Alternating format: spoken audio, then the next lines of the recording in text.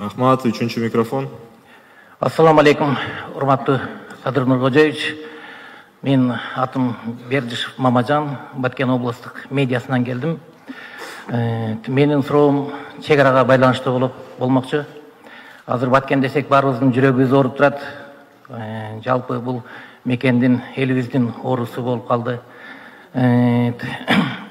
Менин суроом эмне үчүн ушул чек-ара маселесин ушул кезге чейин чечпей отурасыз? Мына май айында биздин 36 мекендешибиз каза болуп калды. Дагы канчасы каза болуш керек? Анан мына 2014-жылдан бери ушундай жаз, жай келиш менен эле чыр-чатактар, жаңжалдар башталат. Анан элибиз дагы күтүп атат, эмдиги жылы дагы башталып кетпейби экен ушундай депчи. Сиз биздин ушу мамлекеттин президенти катары эмдиги жылы андай окуя кайталанбайт деп кепил бере аласызбы? Атыңыз ким дедиңиз? Мамажан. Мамажан? Мамажан мырза, жакшы суроо бердиңиз. Мен чек-араны бүгүн отуруп алып кол коюшуп чечкенге даярмын. Бирок ал бизден зависит этпей атат. Чек-ара маселеси бул оюнчук маселе эмес экен. Ооба, биздин 36 жаран өлдү былтыр апрель айында. Тажикстан менен болгон кагылышууда 36 жараныбыз өлдү. Бул 30 жылдан бери чечилбей келаткан маселе экен. Биз ага чейин Өзбекстан менен маселени чек-араларыбызды такташып келатканбыз. Өзбекстан менен бүткөндөн кийин анан Тажикстанга өтөлү дегенбиз. Ага чейин мен ушу Тажикстандын чек-арасы боюнча кагаздарды карай эле келем. Май айында мен улуттук коопсуздук кызматынан баягы өкмөттөр аралык комиссиянын кагаздарын алдырып келдим. Ал жерде 3 талаш тартыш маселе бар экен.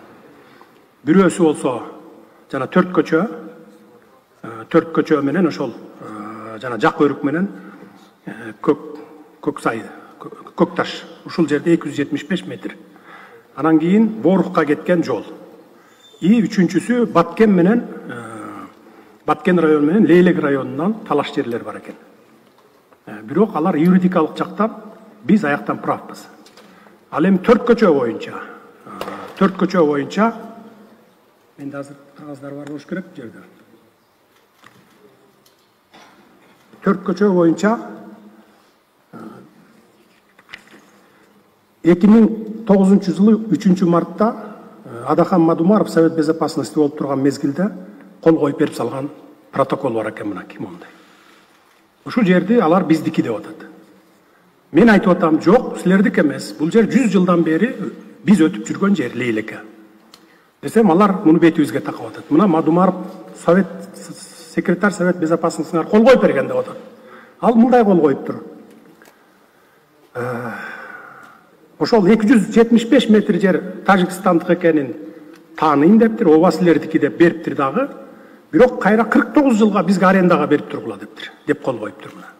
Ошо менен ушул протокол менен 49 жылга арендага алгансыңар силер деп атат. 12 жылыңар бүттү, 37 жылдан кийин же жабабыз, же кайра сүйлөшүүлөрдүн негизинде узартабыз деп атат. Мен айтып атам, Мадумаровдун кол койгонго акысы болгон эмес ал убакта деп атам. Эч ким аны ыйгарым укук берип жиберген эмес деп атам.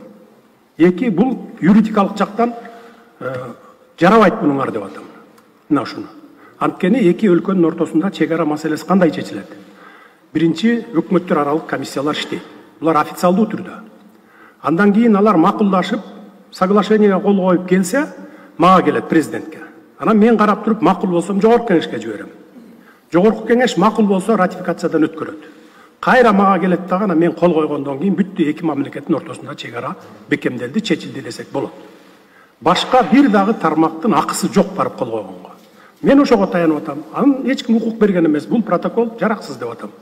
Бул жерде спор жок. Башка жерди чечели деп атам. Мына ушинтип талашып келатабыз.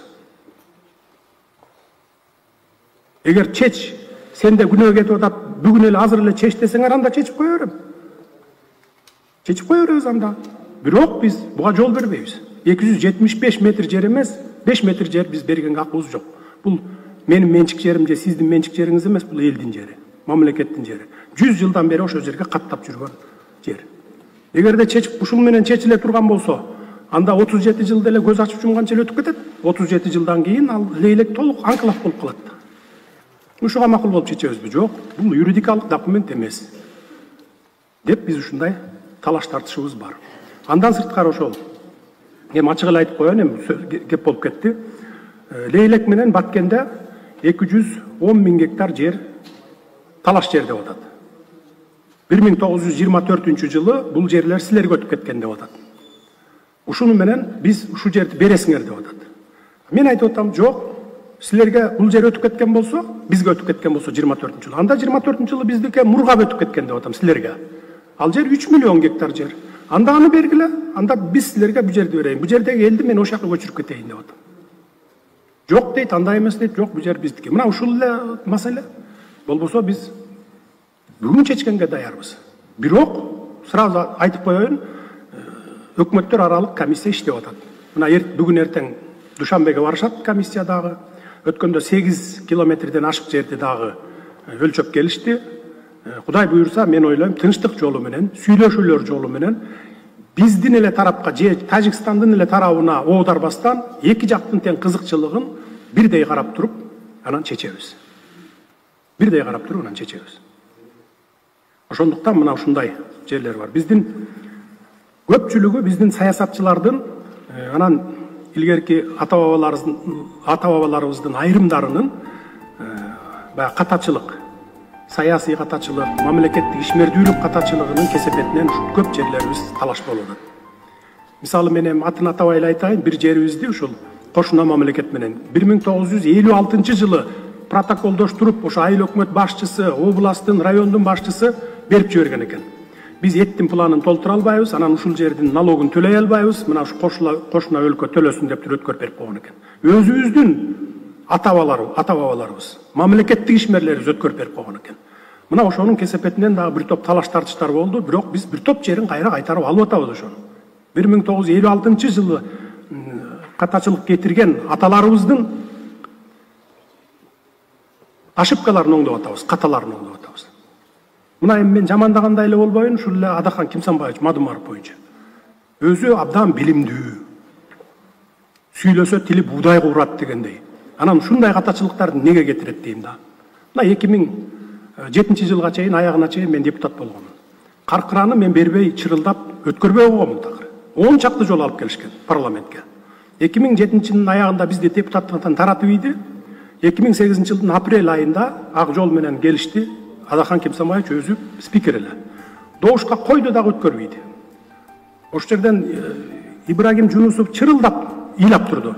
Вай, могу жерде катачылык бар Каркырада, таласта бар, анан мына чүйдөк эле жана объездеги 2 заправка турган жер. Ошол жерлерди оңдоп коелу. Ратификациядан өткөндөн кийин оңдолбой калат, мүмкүнчүлүк болбой калат. Ошого карабастан кнопканы салып туруп 2008 жылы апрель айында өткөрүп берип койду. 2009 жылы бул кылыгы болуп атат. Ошон үчүн биз ар бир жасаган кадамыбызды эсептеп, жет өлчөп, бир кесип жасашыбыз керек. Бул мамлекеттин кызматка баргандан кийин ал оюнчук эмес, ал эл үчүн жалгыз сенин эле өзүңдүн эле ишиң эмес да. Бул жалпы элдин мамлекеттин иши. Ошон үчүн кылдап караш керек болчу. Мына ушунун кесепетинен чечилбей атат бүгүнкү күндө. Бирок Кудай буйрса, убакыт керек.